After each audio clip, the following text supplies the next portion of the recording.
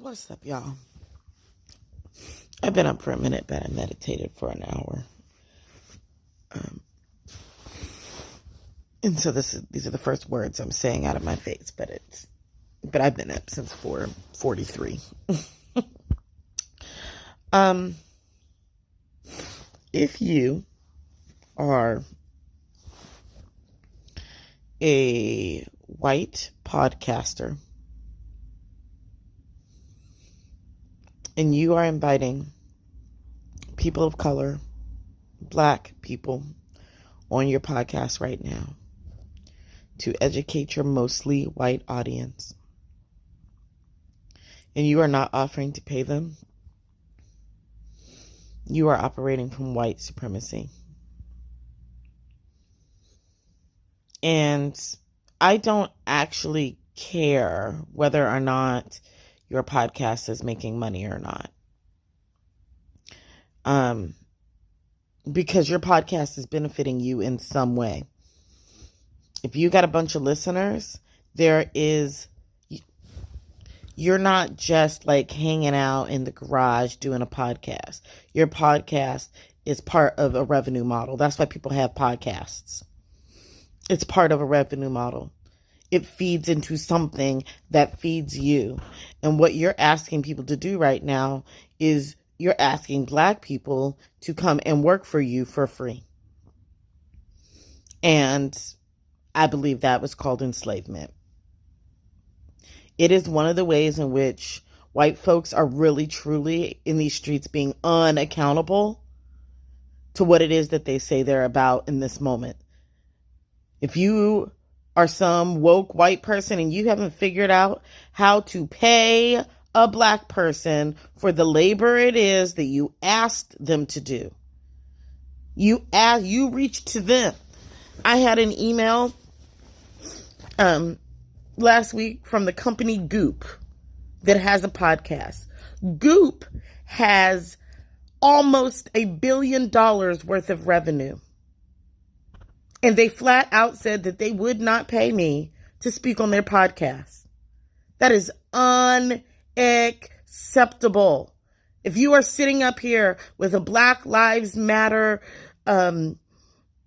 statement on your social media spaces, on your website, when you open up, but you can't open up a resource for the labor it is that you are asking Black people to come do, you're not interested in anything other than the economic opportunity that Black Lives Matter presents to you in your organization, in your company, to your business.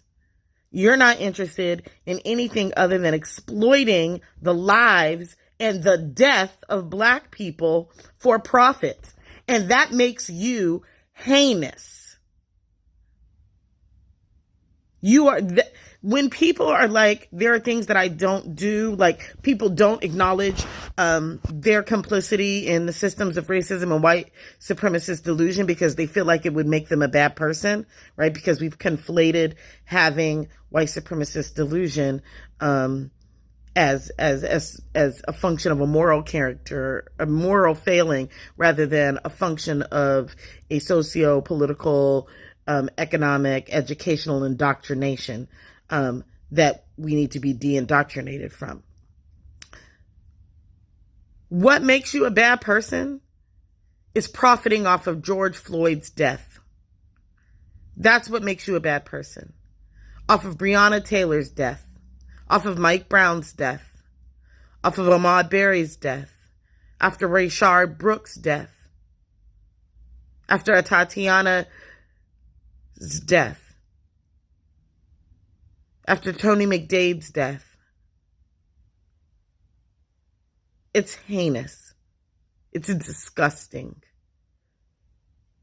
If there is any way, and I don't care what industry standards are, I don't care. It doesn't matter. If no one ever in the history of podcasting ever paid a guest, guess what? It's time to change. It's time to do something different. It is time to be equitable and just. And if you are not interested in being equitable and just, then you will need to just be exactly who you are and say it. I actually believe, operate, and am on the side of a Trump administration. I actually believe, operate, and am on the side of a militarized police force that would put its knee on your carotid artery until you expire. I'm fine with that, and I'm fine with making money off of it. Y'all are going to have to get honest. Because what we're not willing to do anymore is allow anybody to be in the illusion of allyship. To be saying they love Black people in word and refusing to love Black people in deed. I don't want words of affirmation. We want acts of affirmation.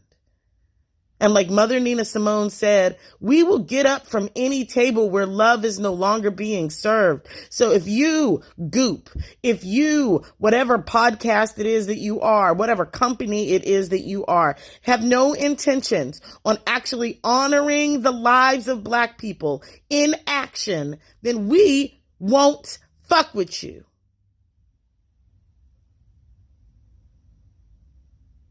You're going to have to decide which side are you on. And you're going to have to decide soon.